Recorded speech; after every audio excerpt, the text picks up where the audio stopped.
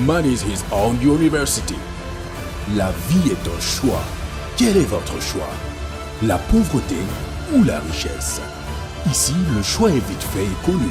C'est la richesse, la prospérité, le bonheur, l'abondance, l'éducation honnête, l'amour, le pardon et le partage. Vous êtes né riche et heureux pour être riche et heureux. La richesse et le bonheur sont des droits à manifester. Ne laisse personne te dire le contraire. Même pas moi, coach Simon Ouedraogo. Nos conférences, séminaires et formations sont taillées sur mesure pour vous. Mesdames et messieurs, bonjour à tout le monde. Bienvenue dans la chaîne une des chaînes les plus importantes du continent, du monde. Parce qu'il faut voir toujours la qualité au lieu de la quantité. Mais lorsqu'on a une qualité quantitative, it is good. C'est pour vous dire que quoi, je suis content de savoir que vous êtes abonné sur cette chaîne. Je suis content de savoir que vous m'envoyez des messages, des encouragements et toutes ces appréciations. Thank you so much. Merci beaucoup. Aujourd'hui, dans cette vidéo, j'aimerais vous parler d'une méthode qui va sauver, je dirais, le continent africain. Pourquoi? Parce que je l'ai expérimenté moi-même et ça marche comme des arachides, ça marche comme de l'eau et j'aimerais proposer cette méthode parce que quelqu'un a dit que quoi? Le secret est qu'il n'y a pas de secret. Et deuxièmement, il y a plusieurs personnes qui ont souvent tendance à garder tout pour eux. Quand ils découvrent quelque chose qui marche, la moindre des choses, c'est d'aller partager, à moins que ça ne marche pas, à moins que tu doutes. Puisque quand tu découvres quelque chose, par exemple en 2020, celui-là même qui va découvrir la même chose en 2021, à moins que tu aies arrêté de l'appliquer ou tu décides de dormir sur ton laurier, la personne ne peut plus te dépasser. C'est pourquoi, quand tu apprends quelque chose cette année, tu mets en application et que ça donne des résultats, je dirais, intéressants, pourquoi ne pas partager ça en 2022? Mais il y a des gens qui ont appris des stratégies en 2000. Pendant 20 ans, il est là-bas. C'est de ça qu'il vit. Il a construit dans cette stratégie. Il voyage dans cette stratégie. Mais 20 ans après, il est toujours assis sur la chose, croyant, se disant que c'est un secret et il ne partage pas. Donc, chacun de nous a, je dirais, cette petite dette-là, qui vraiment, cette dette de partager. Qu'est-ce que tu as découvert? Qu'est-ce que tu as fait et que ça a donné des fruits? S'il te plaît, partageons. C'est dans ces partages-là que nous allons sauver cette jeunesse, bon, je dis nous-mêmes, que nous allons nous sauver nous-mêmes. C'est dans ces partages que nous allons pouvoir vraiment, de façon honnête, sortir tous nos petits frères de ce carcan, je dirais, économique, spirituel et mental. Donc, cette méthode que je viens vous partager, c'est la méthode AMRICH. AMRICH, qui veut tout simplement dire International Wisdom and Research System. En réalité, c'est IWRICH. Mais j'ai pivoté le W pour donner M. Parce que quand vous écrivez W, vous allez voir que si vous pivotez, ça donne M.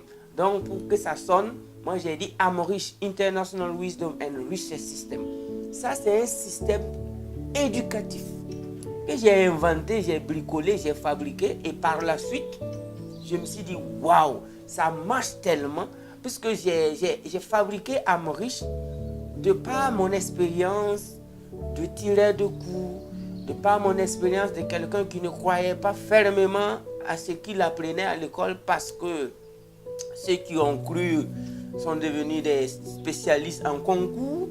C'est eux qui passent des concours, 8 concours, comme s'il était un génie. Parce que quand tu déposes 8 concours, ça veut dire que tu as le QU de Albert Einstein. Tu passes sociaux, tu passes douane, tu passes la police, tu vas aller chercher à être financier. Aujourd'hui, il y a des gens qui sont capables de déposer 8 concours lui seul. La question que je me pose ou je te pose, si tu étais aussi intelligent que ça, pourquoi tu ne crées pas ton entreprise? Le gars, il passe 8 concours. Il brûle les feux. Il va aller passer la gendarmerie. Après, il va aller passer la police. Dans la même journée, il va composer douane. Dans la même journée, il va aller tenter d'être forestier. Dans la même journée, il va aller tenter d'être agriculteur. Ça veut dire qu'à partir de là, le mot passion a disparu. Et je suis désolé de vous dire que tout ce que vous voulez faire sur cette terre sans passion, I'm sorry, it will not work. Ça ne va pas marcher. Tout ce que tu voudrais faire sur cette terre sans passion, ça ne va pas marcher.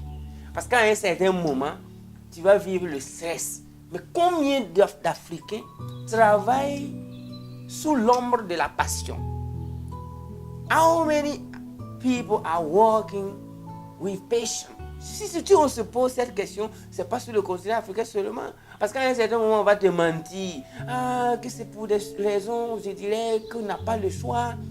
Mais si tu as passé concours, parce que ton papa et ta maman étaient dans la pauvreté, tu n'avais pas le choix.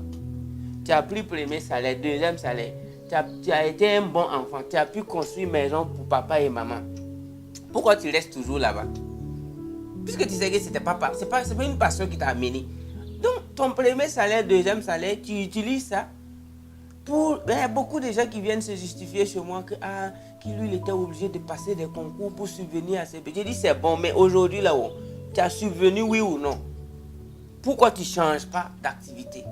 Donc, moi, personnellement, de mon CP1, j'ai dit bien CP1, jusqu'à ce que je quitte l'école, j'ai toujours eu une activité. À ma classe de CP1, j'étais le directeur général de la chasse des oiseaux dans les rizières à l'âge de 7 ans, à peu près 7 ans. Donc, chaque fois qu'il n'y a pas cours, c'est moi je suis devant avec lance-pierre pour qu'on parte chasser les oiseaux dans les champs de riz. Ça se passait en Côte d'Ivoire. Donc, il y avait des petites collines là, sur les champs. Donc, nous, on monte là-bas, on fait des hangars, on met des épouvantails et on va chasser les oiseaux jusqu'à 18h.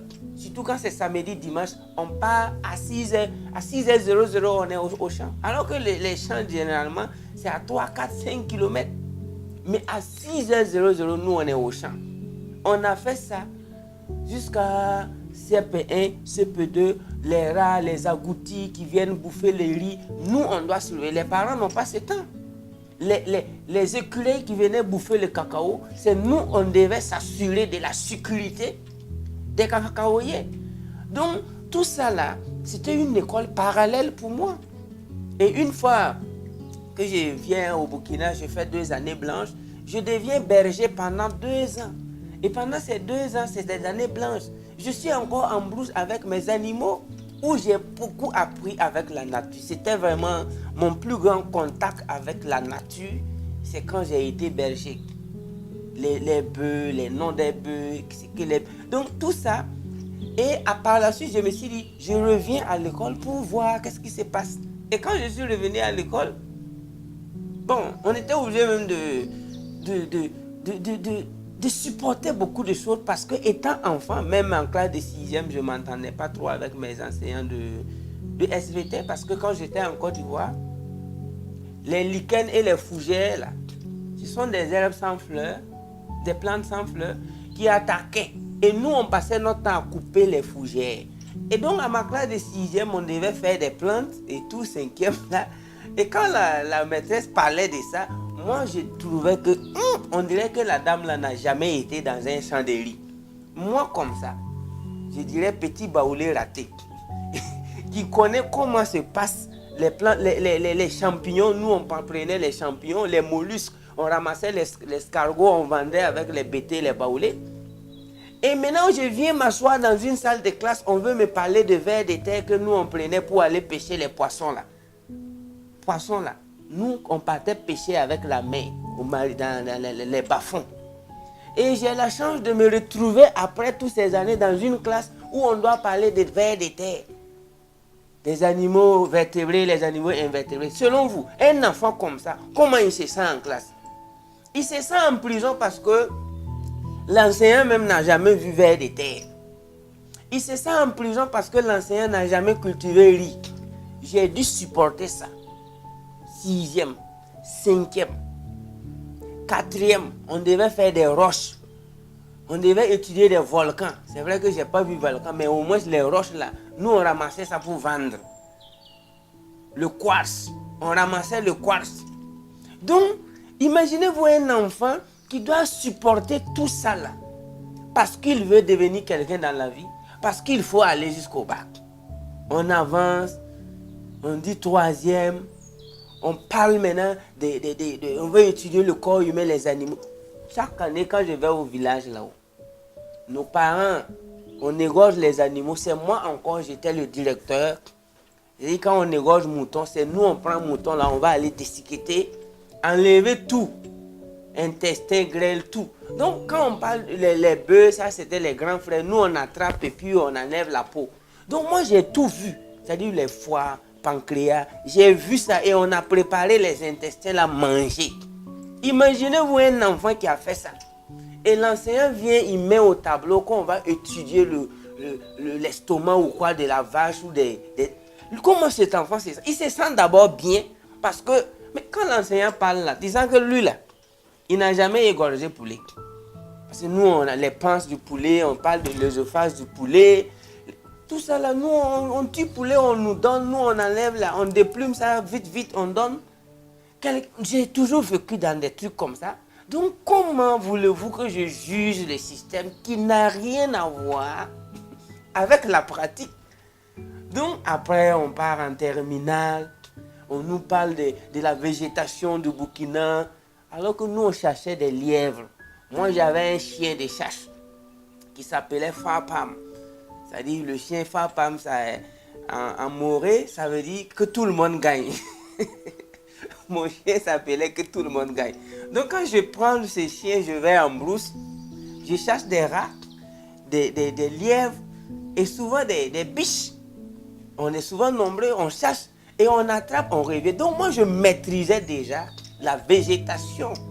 Savane, herborée, quoi, cuirasse latéritique, ferragineux. Quand ma maman faisait les cases là, on nous envoie enlever la terre. Et on creuse ce que vous appelez cuirasse latéritique là. Nous on creuse ça, on vient faire nos maisons avec. Je me retrouve dans une classe où on doit faire cours sur ça. Selon vous, comment le petit se sent? Maintenant, à chaque fois, l'enseignant déraille. Et étant petit, souvent je me pose la question, est-ce que le vieux là même a déjà vu ça là? Parce que la manière dont il explique là, laisse-moi faire. Quand je lève mon petit doigt, je donne là, le gars il a arrêté comme ça. Donc j'ai noté, j'ai dû supporter tout ça là pour aller faire ce que vous appelez communément bac là. Et quand j'ai eu ça, je me suis dit allons à l'université pour voir comment les choses se passent. Et étant interprète de haut vol, je prends l'avion pour interpréter, je pars pour faire anglais encore. Je m'avais trouvé que la théorie est 98% et la pratique c'est 2%. Alors que c'est un homme qui a été formé de façon naturelle par la nature sur le terrain. Comment voulez-vous que je fasse? Que voulez-vous que je dise à mes petits frères? Allons sur le terrain, pratiquons. C'est ainsi que j'ai fabriqué le système éducatif qui s'appelle AMRIS, International Wisdom and Research System. Et ce système éducatif, ce n'est pas une école privée. Il y a beaucoup de gens qui m'appellent. Ah, le coach, je veux venir dans ton école. Je vous explique que c'est un système. Et si tu rentres dans ce système, en cas d'échec, tu deviens riche. Et en cas de succès, tu fabriques des riches. Do you hear me? Do you hear what I'm saying? Tu viens dans mon système, AMRIS. En cas d'échec, tu deviens riche. Et en cas de succès, tu fabriques des riches. Parce que chaque adulte devrait être une usine de fabrication de riches. Chaque adulte sur cette terre devrait être une usine de fabrication de riches. C'est-à-dire quand tu as un adulte qui a 30 ans et plus, quand tu crois des jeunes de 15-20 ans, en un temps de mouvement, tu les transformes en riches. C'est ce que la nature veut qu'on soit. Si nous ne gaspillons pas notre temps, si nous faisons tous les exercices liés à l'âge de chacun, 10, 20, 30, 40 ans, je pense qu'à 40 ans, quand on te confie une jeunesse de 20 ans, même s'ils sont 1 million, tu as 20 ans de plus que eux. Ça, c'est un petit gâteau. Tu les transformes en génie et puis tu gagnes le temps. Donc moi, je fais ça pour mes petits frères, mais si mes grands frères jugent qu'ils peuvent en profiter, qu'ils en profitent. Parce que The International Wisdom and Research System, c'est un système éducatif qui vise à permettre aux jeunes d'étudier maximum 6 heures par semaine. Dans mon centre, en appliquant Amrish, quand je mets Amrish en application, je donne les cours lundi et vendredi. Après, et je recrute les gens, ou du moins les jeunes peuvent venir à partir de 16 ans. Dès lors que tu as 16 ans, je trouve que religieusement, même si je ne suis pas religieux, moi je suis spirituel, j'adore la spiritualité et je respecte à fond les religions. Mais je suis spirituel. Mais quand tu lis le Coran, la Bible et tout, la responsabilité religieuse commence à 15 ans. C'est-à-dire à 15 ans, si tu meurs, tu peux faire face à Dieu pour répondre de tes actes. Parce que Dieu lui-même, dans son plan, jusqu'à 15 ans, tu es vieux. Maintenant, socialement, à 18 ans, tout ce que tu fais dans la société, on peut t'emprisonner à 18 ans parce que tu es responsable de tes actes. Quand quelqu'un va faire quelque chose à 18 ans, la police, la loi ne cherche pas à savoir qui est son père, qui est sa mère. Dès lors que tu as 18 ans, on te corrige normalement. Et la sanction est claire parce que tu es adulte. Mais pourquoi toi, tu as 18 ans, tu as 20 ans, tu as 50 ans? Et puis, économiquement, responsabilité, il n'y en a pas. Responsabilité spirituelle, rien. Responsabilité mentale. Écoutez, il faut qu'on bosse. C'est pourquoi moi, je prends les gens à 16 ans et je dis, en Afrique, quand tu assois un jeune de 16, 18, 20 ans et que tu le parles de 8h à 18h, tu es en train de voler son temps. Il n'a qu'à aller travailler. Parce que c'est ce que j'ai dit à mes étudiants. Donc moi, je les prends 3 heures lundi, 3 heures vendredi et c'est fini. Et quand ils font 3, 4, 5 mois avec moi, je passe maintenant à 3 heures par semaine. C'est-à-dire tous les vendredis, je donne cours 3 heures et puis chacun, allez-y entreprendre, allez-y lire, allez-y contempler la nature. Et j'ai appliqué ça et en un an, j'ai fabriqué des génies. En un an, il y a des jeunes qui sont sortis entrepreneurs. Vous aurez la chance de les voir. D'autres les ont déjà vus. Il y a d'autres même qui prennent déjà cours avec ces jeunes-là. Ils ont créé leur entreprise. Aujourd'hui, ils donnent cours. Je suis très très fier de ça. Parce que j'ai compris que si toi tu t'assois pour bosser comme si tu veux fabriquer un avion, c'est toi qui bosses comme si c'est bateau, tu veux fabriquer après tes études. Après tes études même, tu ne peux pas fabriquer aiguille. Après 20 ans d'études, tu ne peux même pas fabriquer aiguille. Après 20 ans d'études, simple montre qui bouge, là. Toi, tu ne peux pas fabriquer. Alors que les jeunes chinois, là, tu vas en Chine, ceux qui fabriquent les montres, les trucs, ils ne sont même pas pubères. Hey, mon ami, chère jeunesse africaine, let's wake our mind and face the reality. Il faut qu'on réveille notre esprit et faire face à la réalité. Donc, le système d'Amrish consiste à prendre des jeunes et à les éduquer 6 heures par semaine. C'est la International Wisdom and Research. Et là, tu lui montres la sagesse et la richesse. La richesse sans la sagesse sans la richesse aussi. C'est pourquoi Albert Einstein a dit que quoi? Que la religion sans la science est boiteuse. Et la science sans la religion est dangereuse. Mais je remplace le mot religion par spirituel. Mais c'est pourquoi la sagesse sans la richesse est boiteuse. Mais la richesse sans la sagesse est dangereuse. Donc moi je veux que essayez d'appliquer le système Amrish dans vos familles. Vos enfants seront des millionnaires avant 25 ans.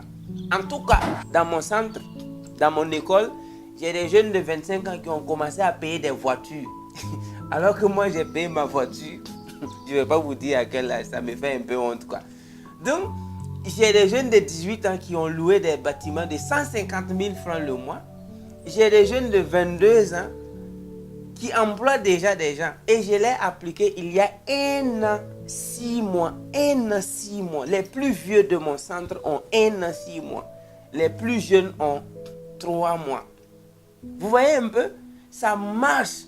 Mais d'ailleurs, il y a quelques-uns aussi qui ont fui parce que le système est rigoureux. Je les apprends tout. Le cinéma, la musique, l'agriculture, l'élevage, le développement personnel, la physique quantique, la métaphysique,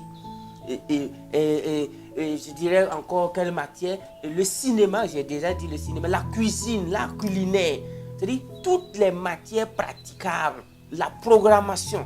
Les étudiants deviennent des programmeurs chez nous. En un temps de mouvement, ils créent son application.